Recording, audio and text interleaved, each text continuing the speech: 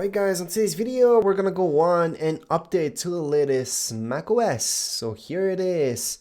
Now you guys can see if your computer is compatible just on Apple's website. I'm gonna give you a quick glance at it. So right here, if you don't see your Mac on this list, it is not compatible. You will not be able to update it. But anyways, the first thing you guys should do before you run any updates is run a backup. And that's because if something goes wrong, you have that backup. What I suggest doing is using system settings. So go right into it and then type in Time Machine on the top left hand side.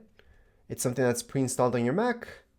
And then just go on and make that Time Machine backup. I do have a separate video obviously showing you guys how to format an external hard drive to make it work with Time Machine on your Mac. So make sure to check that out.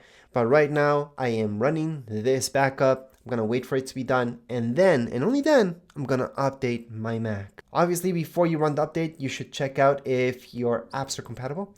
So don't run any updates until you see that the apps that you guys use right now and you need are 100% compatible. And besides that, I always recommend having at least 100 gigs of free space on your Mac. Although with 50, you should be fine. 100 is just to make sure. And it's just to make sure that everything runs smoothly.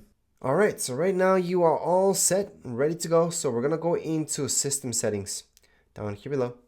Once you go into system settings, you're going to go into software updates, your second option. Now let's say you don't see system settings up there. Well, down there. Going to your left hand side, you're going to see the Apple logo. System settings, your second option. And then from here, again, let's say you don't see this software update available as your second option. Don't worry about it, scroll down. Go into general, under general, software update, and this should be popping up. If it doesn't, just turn on and off automatic updates. There you go. You should be good to go. It is 6 gigs. However, I always recommend having at least 50 gigs of free space on your Mac when you're running any type of update.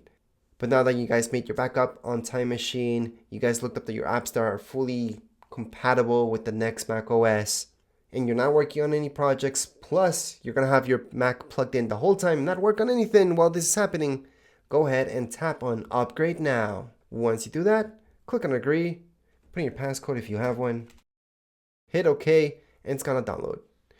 At this point in time, you guys can just leave your Mac to be. It's going to just download, install by itself, and you're going to be done. So you don't have to be here watching it do its thing, because it's just going to download by itself.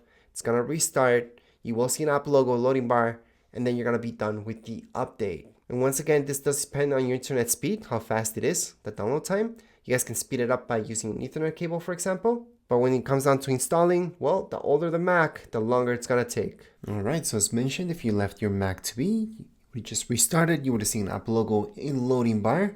And that's it. Everything would have loaded back in, and then you can go into software update and make sure you are all up to date. And that would be it for today's video. If you guys have any questions, comments, you guys can write down here in the comments area. Don't forget to subscribe and like. Thank you.